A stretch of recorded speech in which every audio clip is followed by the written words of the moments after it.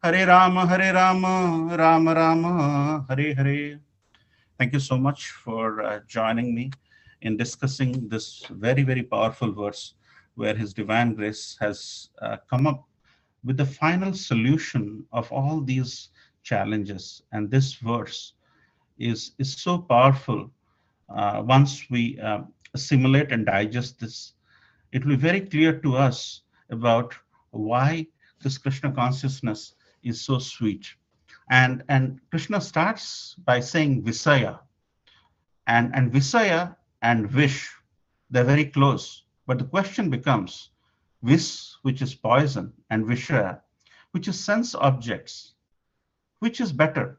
Say, for example, you have poison. You take poison and you die. But then your karmic reaction stops right then and there. But when you are talking about this Visaya, which is the sense objects, once the sense objects crave to have different benefits at all point in time, then you are culminating into multiple karmic reaction, which doesn't help you in the long run. That's why it's very critical as to what Prabhupada is saying here is so important for us in understanding Krishna consciousness. And there in the purport, His Divine Grace is explaining that this Ashtanga Yoga, where you basically take air from one side and release from another side, and you follow these 8 principles, it is actually recommended for less intelligent people who have no better knowledge. And Prabhupada is emphatically saying so nicely that the people who are at a physical, at an exercise yoga platform, for them, this exercise, trying to be healthy is well and good. But we are not the body, we are the soul, right? And that's the reason why our method is very much ingrained in this verse, which we are going to discuss a little bit.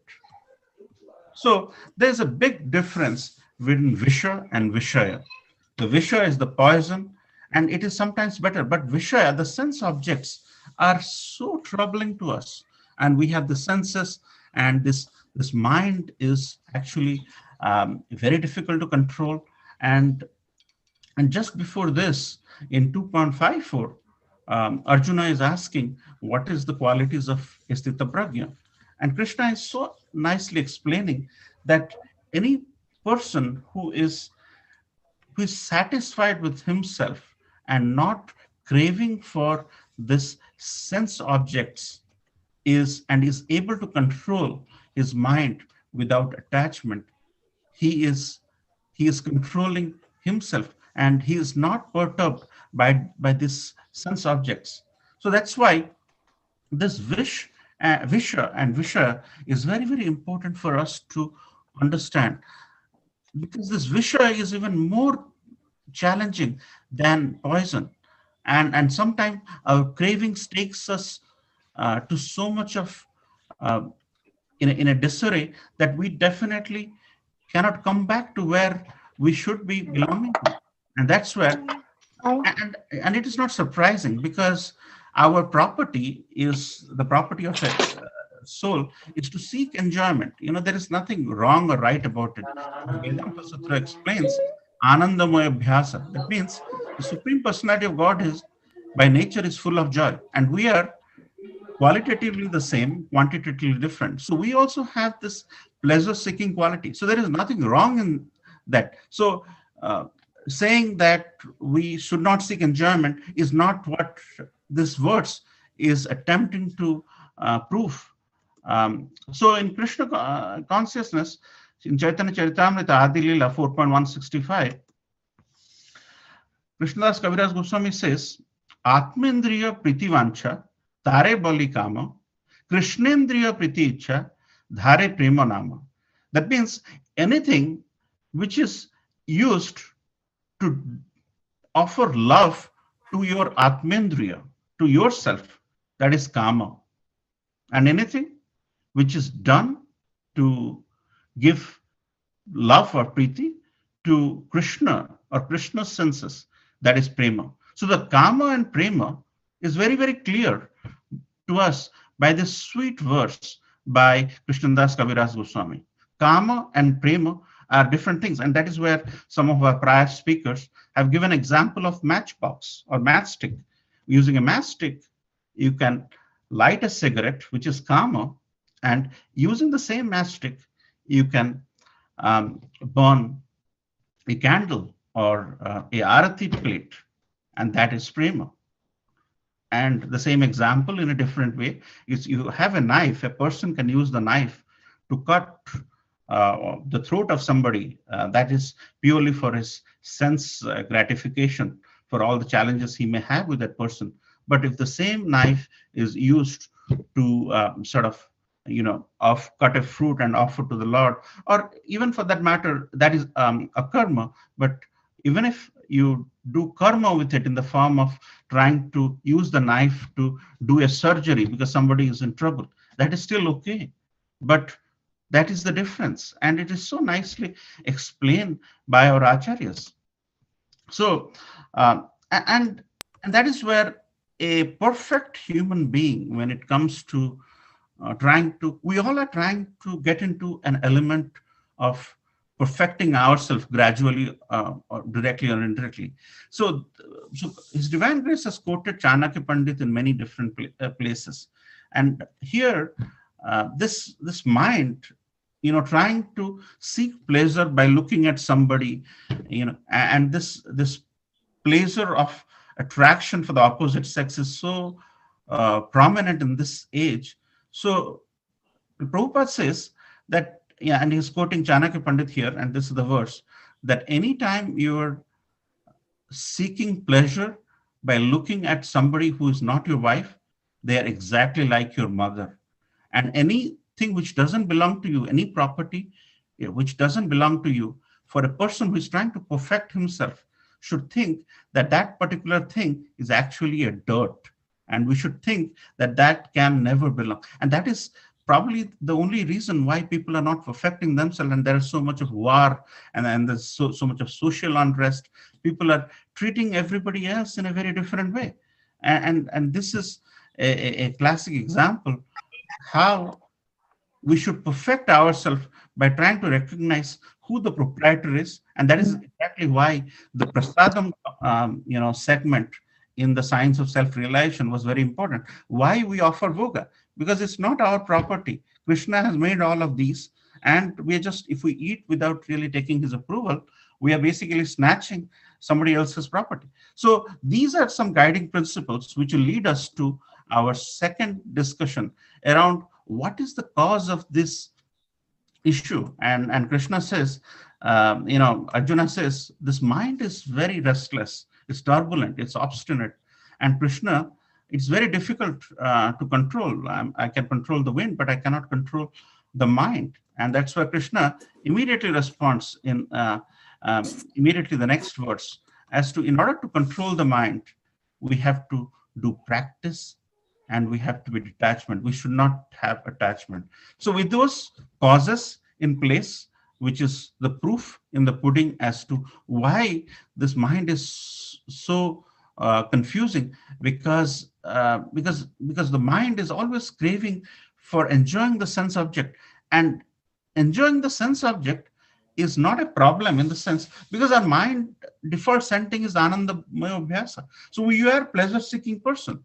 So by saying that we cannot enjoy and we have to control, and to think about that, Vishwamitra, when he was trying to think about controlling the mind by putting his focus in the void, and that's when the music of Menaka's Ghungru came into her ears, and that's how he got attracted to the senses. So trying to control the mind is not the solution. Controlling the mind is restricting the default setting, which is Anandamaya Vyasa. And that is where His Divine Grace comes up with the classic solution. And another example which can be taken, the moth knows that he's going to be burnt by the flame, but he still gets attracted to the flame. He very much know, once he goes close, he will get killed. But but the sense attraction for the moth to linger around the flame attracts him, and he finally gets burnt.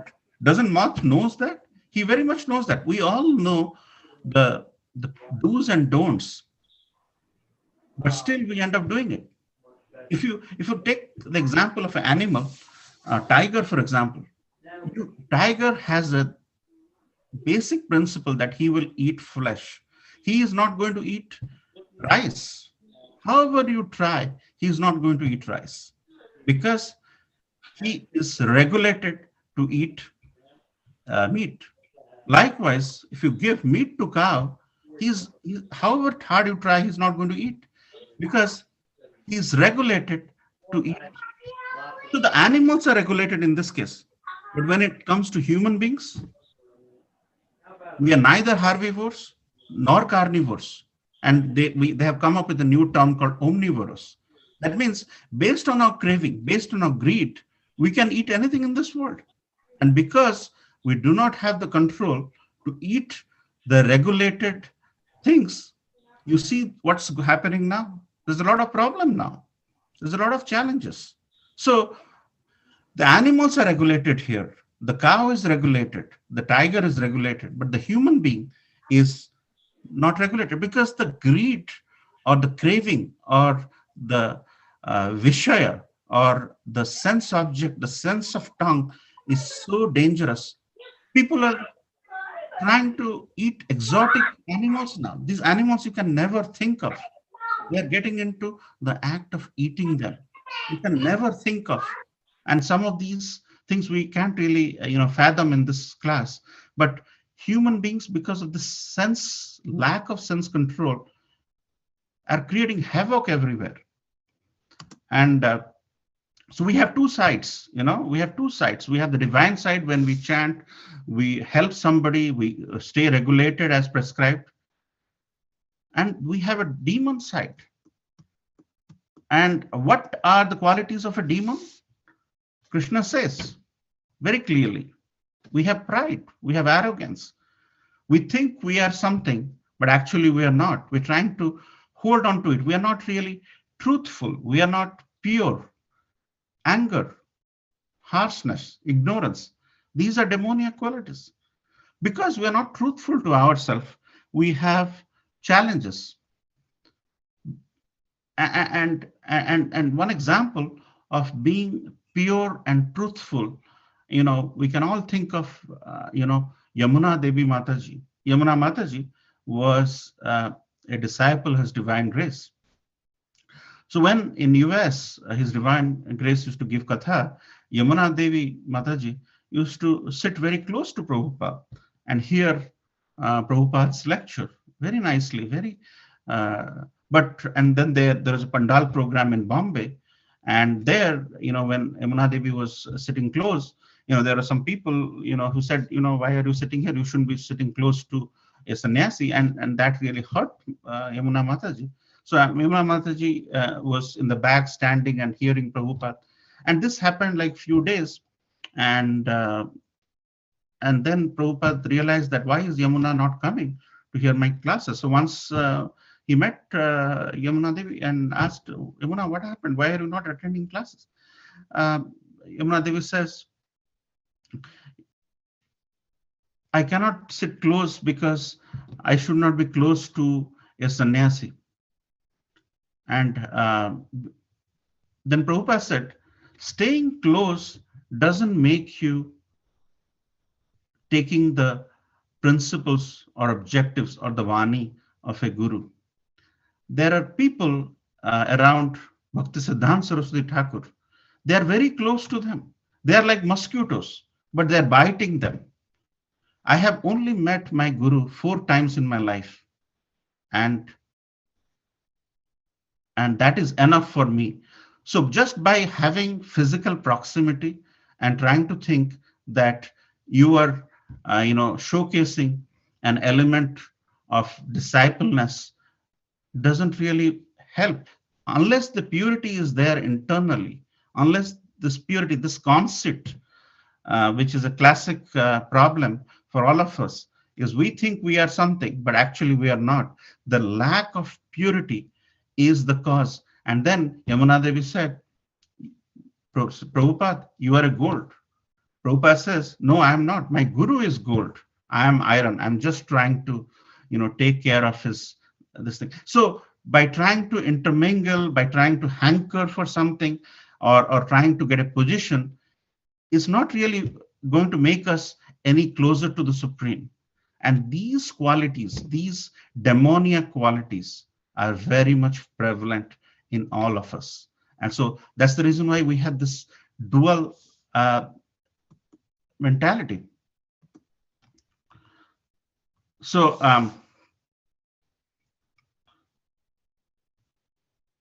so here, Srila Prabhupada says, these things cannot be controlled, right? So when these things cannot be controlled, if we can use this, instead of having material desires, if you can have spiritual desires, instead of working materially, if you work for the cause of advancing our spirituality. So once we kind of, reflect that in a positive manner, by trying to build a higher taste. And actually the higher taste is His Divine Grace Prabhupada's medicine for all of us. That is the real medicine. We cannot control 24/7 our mind. We cannot control our thinking that it is not going to go here, it is not going to go there. It's very, very difficult. By trying to control your mind, you're basically wasting your time. The only way we can make our mind work properly is to have a higher taste. Once we have a higher taste, then the seeking for the warmth from the bed at a very early in the morning is not going to happen, because once you have a higher taste of going to Mangalarati, you will get up at 3:45 and you will take shower, and the warmth of the bed is not going to attract us. So the higher taste is actually the outcome of this verse. So here is an example of higher taste. So in Ranganath temple, we had Ramanujacharya from the Sri Sampradaya, and there they had a procession of Sri Ranganatham in all the temples except Jagannath Puri. For any procession, there is a Utsav deity who goes. Only Lord Jagannath is the only deity where the Mula Vigraha goes out during Rath Yatra and Snan Yatra and Bahuda Yatra. But in every other situation, there is the Utsav deity who goes. And this Utsav deity in Sri Ranganatham, was going on a procession. And everybody were throwing, nice flowers, people were chanting, nice mantras were going on. But when this procession was going, there was this nice, well-built, handsome-looking person. His name is Dhanur Das. He was holding an umbrella for a nice-looking lady called Hemamba. And Ramanujacharya saw it. Ramanujacharya is seeing that in the beginning of the procession, there's a very nice picture I saw recently as well, where Dhanur Das, the handsome, well-built man, is holding a umbrella for Hemamba. And he is sometimes putting petals on Hemamba. Here, the Supreme Personality of Godhead, Sri Rangam, is going on a procession, and this person is attracted to somebody who is not attractive. And for Dhanudas, he is very attracted to Hemamba. So Ramanujacharya went to Dhanudas and said, why are you so much attracted to Hemamba? Dhanudas says, the eyes of Hemamba is so attractive, I cannot behold myself. And these eyes are so powerful, and that's why I get attracted to Hemamba. And Ramanujacharya says, oh, it's the eyes which gets you attracted, right? Okay, so tomorrow you come inside this temple, I'll show you the eye of a person, and if that eye is more attractive than Hemamba, then would you leave Hemamba? Dhanuta said, yes, because I am attracted to Himamba because of her eyes. But if you can showcase someone's eye who is more beautiful, more enchanting, I am going to get attracted to him and I'm going to serve him. So the next day, Dhanudas comes inside. Ramanujacharya was there and he came. And at the time, the Shingar opened of Sri Rangam. Sri Rangam, if you've gone, is a fascinating place, and the lordships are extremely beautiful. So seeing Sri Ranganathan's eye, Dhanudas got stunned. He had never seen anybody's eye so beautiful like that, and he fell down. And when he fell down, Ramanujacharya woke him up and said, this Supreme Personality of Godhead, Ranganathan, if he wants to reveal himself in the heart of somebody in the most beautiful form, he is going to do that.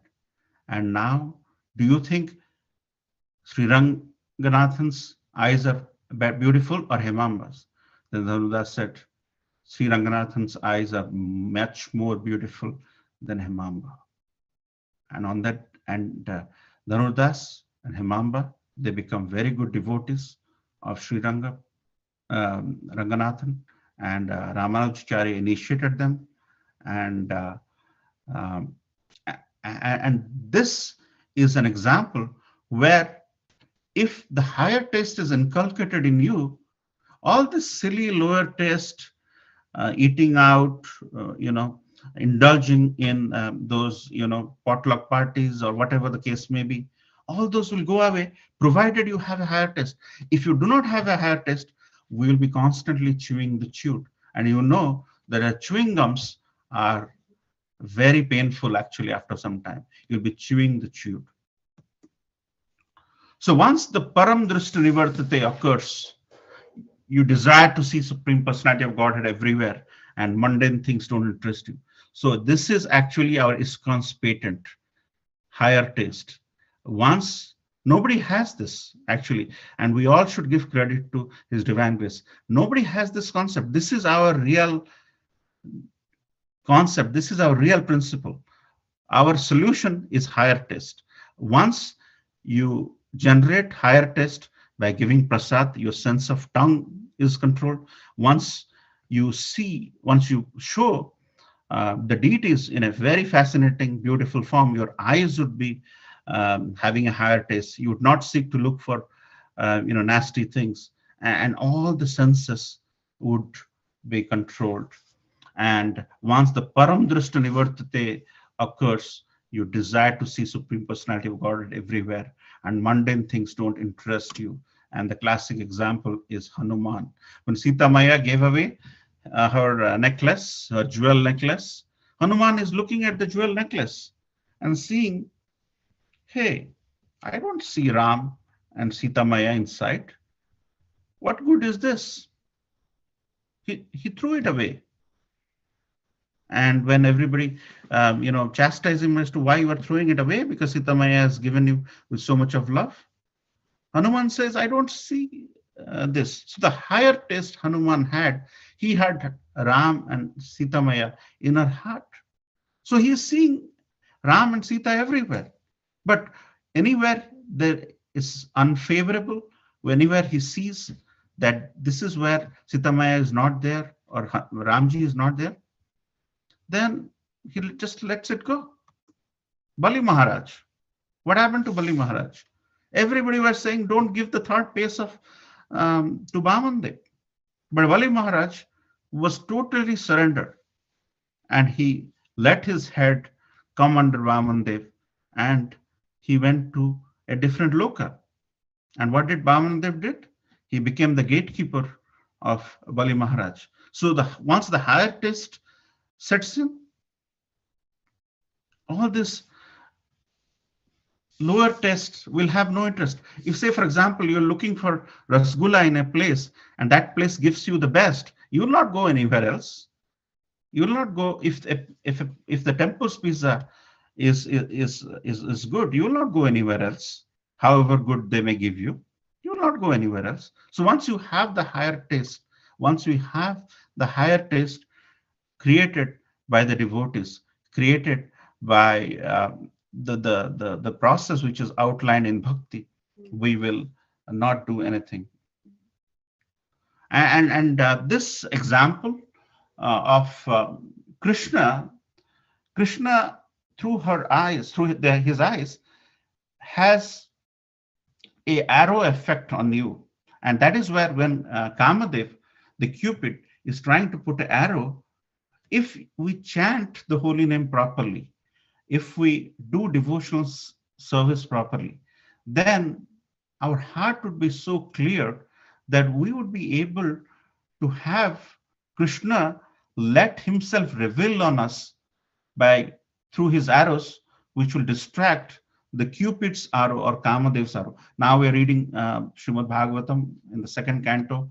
We talked about the different, deities or different demigods who take care of this, and Kamadeva is actually the Cupid. Is actually throwing arrows. He's distracting us. But if we generate a higher taste, wake up early in the morning, do this process, the regulated principles, the chanting of the holy name, then when you would seek to have darshan of the Lordship every day, even in this pandemic, because you think you are missing something in your life. And in order to really focus, we should be very careful in not doing prajalpa is one thing. Even hearing prajalpa is also going to contaminate our mind, because the mind is the biggest danger here. And just by if you hear some prajalpa going on, you it may subconsciously get stuck in you. And at other times, you when you hear about that person, or that person is being be said, okay, they are this and this with some names, and that will really reverberate on your mind, and that will affect your sadhana, and that will create problem. So doing prajalpa is a problem. Even hearing prajalpa is also a problem. So anytime we hear things where people are talking against the devotees of the Lord, we should just stay away, because they will do prajalpa and move, but that imprint will stay in your mind, and it will affect our consciousness, and it will affect, and that is when param drishta nivartate aspect will become a challenge. So Krishna is saying we don't have to control our mind in the sense that at a physical level, yama, niyam, pranayam, asana, pratyahar. We don't have to do that. That's for lower intelligent people. For param drishta nivartate, we have to have a higher taste. Once we have the higher taste, all the anarthas, all the lower taste will go away. We start liking a better rasgulla. We start liking read the scriptural books, not mundane books. You start liking Krishna Prasad, not this mundane restaurant Prasad. You start liking devotees who are always talking about the Supreme Lord, glorifying the Supreme Lord, not some mundane person who is trying to increase his stock value by saying, okay, invest in this stock, it will go up. So our day-to-day life will have that higher taste, and the higher taste is actually a medicine which Srila Prabhupada has. And the only way to recognize that you need the higher taste is first to know how much you don't know. You start knowing once you realize how much we don't know. Anytime we need help, some of our acharyas, some of our acharyas have said, the first time you start learning when you realize how much you don't know. That's the reason why when devotees surrendered to Srila Prabhupada, they knew nothing. And that's the reason why their absorption level was the highest. And our absorption level can only be highest once we recognize that we have a long way to go. And once we think we know everything, your knowledge acquisition stops. And that is exactly what did not happen to the disciples of Prabhupada, who really absorbed everything, and they became first-class devotees. And that's the reason why they were able to preach. And they had, once they got the higher taste, they just had a blissful Krishna consciousness life. And the challenges we are having, if our higher taste goes down, we do not have a higher taste. So it's a question of inculcating that higher taste. So we have this process where you wake up at 5 o'clock, you do the chanting on the Zoom session, and once you do that more and more, you start liking. And after that, when the first words you hear is the words of Srimad Bhagavatam, it has a purifying effort. And every day you seek to hear that actually. Until that time, you didn't have that. So it's not as if you have missed anything. It's we all are at a different phase of our life trying to perfect it. And the reason you are here today, not spending time in going for light shows and this and that, is because you have a taste for it. And there are some technical things we can talk about it later in terms of sadhana, this prema, and that is the Bhaktilata beach part. But the essential spirit of this verse 2.59, when Krishna is stamping, and Prabhupada has captured that higher taste, is right this verse. So this verse is actually the solution for everything. So far we have heard about all the problems, and so if you have to take it back and generate higher taste in our life, let's try to stay away from this Bisaya Vinivartante. That means stay away from it, and that will get us to Param Drishta Nivartante. So with that, I'm a minute higher because everybody's time is precious. I don't want to take much time. So I'd like to end here. Any comments, please go ahead.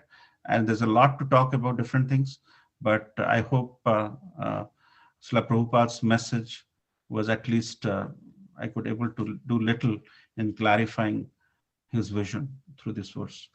His divine grace, Srila Prabhupada ki jai. Srila Prabhupada's message was at least I could able to do little in clarifying his vision. His divine grace, Srila Prabhupada ki jai. Srila Prabhupada's message at least in clarifying his vision. His divine grace, Srila Prabhupada ki jai. Srila Prabhupada's message.